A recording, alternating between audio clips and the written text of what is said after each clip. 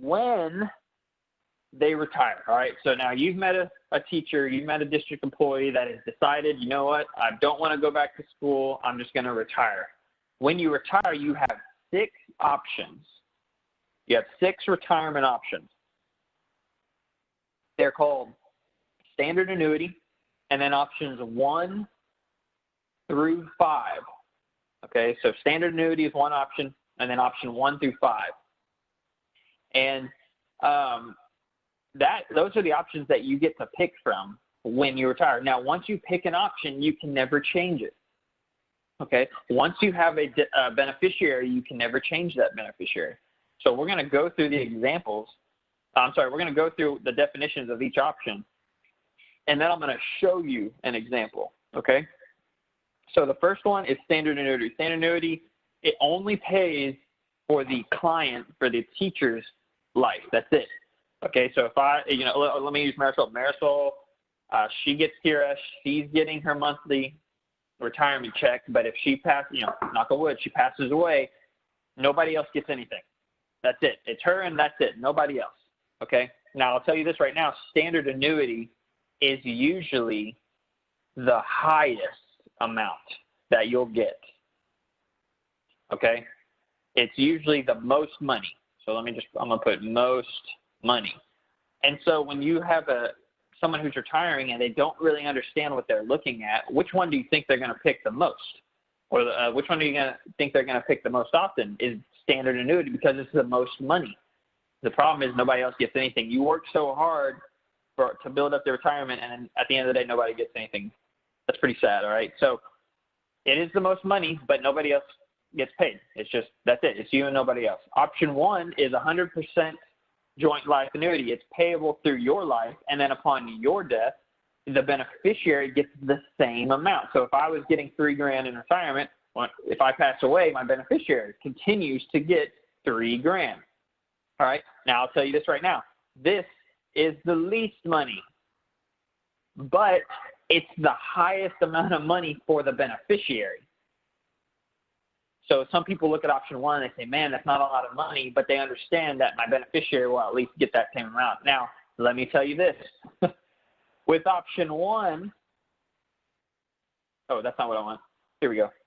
Right here. Option 1, the beneficiary, there it is. I was trying to look for it. Option 1, here you go.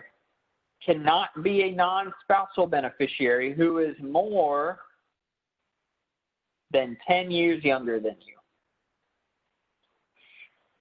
So Marisol, if your beneficiary was your son, you cannot select option 1. They will not, they put 0. They'll tell you nothing. You cannot get that, because do you really think TRS wants to pay your son $3,000 for the rest of his life for the next 80 years? Probably not.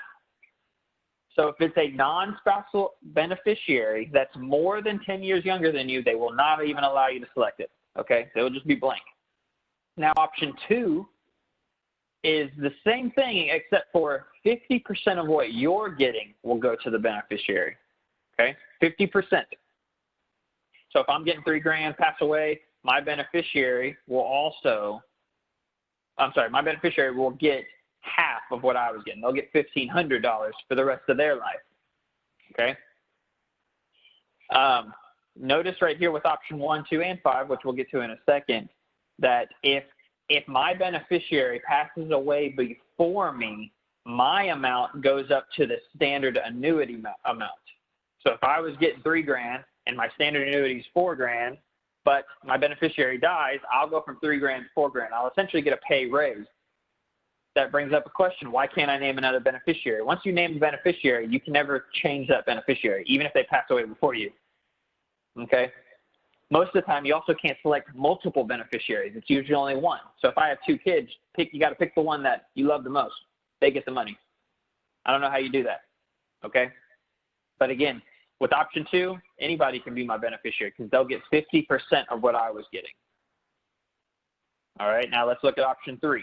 Option 3 is where you're getting paid, and when you're getting paid a certain amount, and if you pass away within 60 months, all right, within 60 months, 5 years, your beneficiary will get the exact same amount.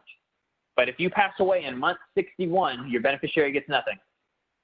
That's it. It was only payable for 60 months to your beneficiary. Now, if you live past 60 months, you will continue to get your amount. But as soon as you pass away, nobody gets anything. So if I select this and I pass away in month 10, for the last 50 months, my beneficiary will continue to receive money. This is usually the second highest. Second most, okay? It's usually the second most amount of money. So, but you might be asking yourself, why would I pick that? You know, I don't want to die within 5 years of retiring. Well, I'll tell you right now, most people, if they select this option, it's because they have some type of terminal illness. They know they're not going to be living very long. Maybe they retired because they had to, because they're sick. And so if I know I'm not going to live as long, might as well select this one, because anybody can be my beneficiary with option 3. Now, option 4 is the exact same thing, but you can see here it's only 120. It's 120 months, so it's 10 years. So same thing, but instead of 60 months, it's 120 months. Again, why would somebody select it? Maybe they're sick. Because again, anybody can be the beneficiary of this one. And then option 5 is very similar to option 2, but it's 75% instead of 50%. But again, notice down here, you cannot select option 5 if you designate, I can't underline, that's okay. If they designate a non-spouse beneficiary who is more than 19 years younger than you. So again, if you have a child or a grandchild, you're more than likely not going to be able to select option 5. So you can see, if somebody doesn't understand what these options are, more than likely they're just going to pick the one that shows them the most money, which we already said is standard annuity. But nobody gets anything, and maybe they have a spouse or kids, okay? And so you have to make sure that when you're talking with the client, they understand what all these definitions are. But again, what most other agents do, again, not us, but what most other agents do is they just help them fill it out without them understanding. They don't define what each option means. And you have to define it. You have to be very clear what, hey, this means option 1 is this, 2 is this, 3 is this. So that way they understand that what they select, once it's selected, that's it. I can't change it, no matter if my beneficiary passes away or not. So let me show you an example. I know that's really small. I'm going to blow it up here in a second, but notice this is what they get with it's an estimate of their retirement. Notice at the top, it does say, look, here you are, your tier 1, all right, here, your beneficiary, here's their age, okay, this person is best 3 years, all right, here they are, you have 25 years of service credit, your average was 65, here's the calculations, and then here's all the options. So let's blow that up. Here are the options. So this option, if they pick standard annuity, 3138. But if they pick option 1, 2764. Option 2, 2939. Option 3, 3118. Option 4, $3,000. Option 5, 2849. I know it's a little hard to see. So again, if I'm retiring and I just see these numbers and I don't know what I'm really looking at, I'll probably pick up the first one. I'll probably pick standard annuity. Now notice it does have the definitions of all this, but when was the last time everybody read everything they were ever sent in the mail? I don't read all my mail. You know, I'll skim it. But so it does define it here, but it's so important for you as the agent to sit down and be like, look, this is what option 1 means. This is how it works. This is what you're selecting, okay? Because once it's selected, it can't be changed.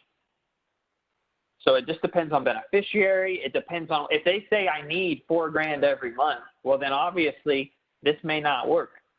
But you have to select an option. So at that point I'd say, okay, if you need $4,000, if you're not getting help elsewhere, you're going to have to pick standard annuity. Because, you have to remember this number is like a 40% pay cut for what that retiree was getting while working. Okay, because we're talking about, like I said, this is 25 years of service credit. So they're already taking a huge pay cut. Okay. So once they select it, they can't change it. Now, TRS makes it even more confusing.